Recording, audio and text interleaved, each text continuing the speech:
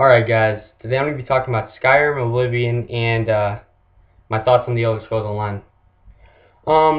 Obviously Oblivion's been out for about 7 years or something like that, and Skyrim just came out in 2011. And in my opinion, I still like Oblivion better. A lot of people think I'm crazy because the graphics are not good at all, really, compared to the graphics of Skyrim. But the reason why I like it is because it's more of a classic medieval game. Oblivion was it had palaces, it had more cities than Skyrim, obviously. Skyrim is more of a village-based game. It was not really civilized like Oblivion was, but then again, you could interact with a lot more NPCs, and you could do a lot more things. But I just liked Oblivion's style of the guilds.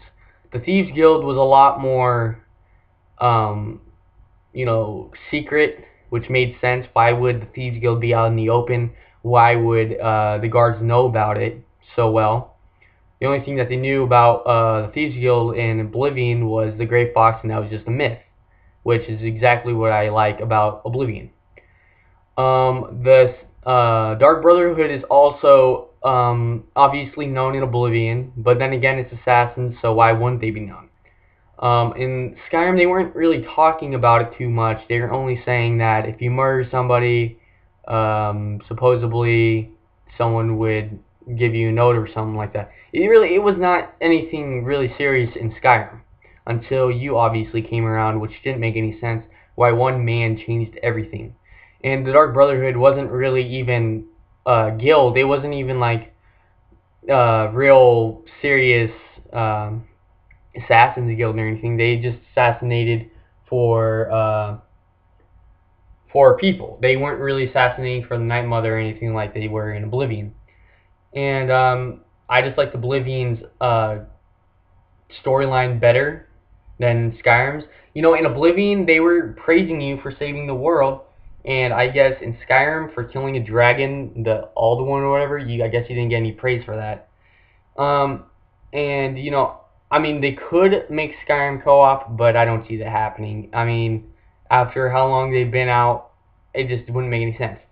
The other reason why I like Oblivion better is because of the DLCs. The DLCs are so much better than Oblivion or Skyrim.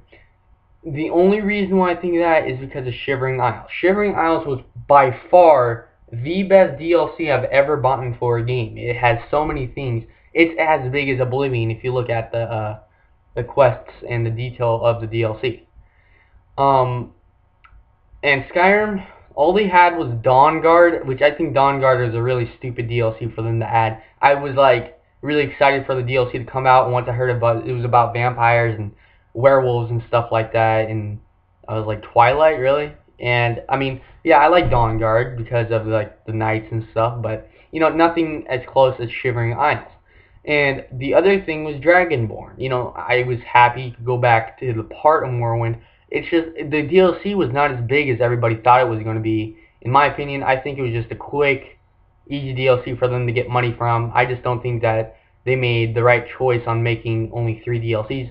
Partial DLC too. I mean, the Hearthfire was a ridiculous DLC. It was like the horse armor from Oblivion. Why would you buy that? I mean, I still bought it, of course, because it was an extension to the game. I just don't think it was something that you had to buy. They could have made that with patches, if you think about it. I mean, why do you have to buy something? You just adopt children and build houses. And plus, the building the houses wasn't even that detailed.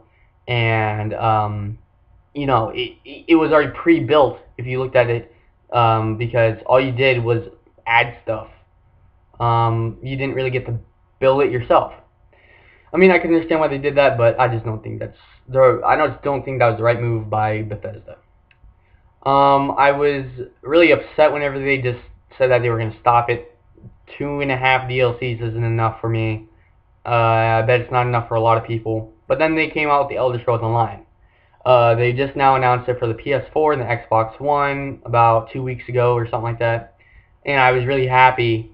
But, in my opinion, I think they could have continued Skyrim and the single-player kind of game. I mean, I didn't really mind Skyrim just being a single-player game. I mean, I don't know how they would do co-op, how they would do the trading, how they would do, if someone would be able to join the game with their own character, or if they would have to make a multiplayer character. I just don't see how Skyrim could be a co-op game in general, just because it was so. Bethesda's known for their single-player RPG games, which is why they're so big.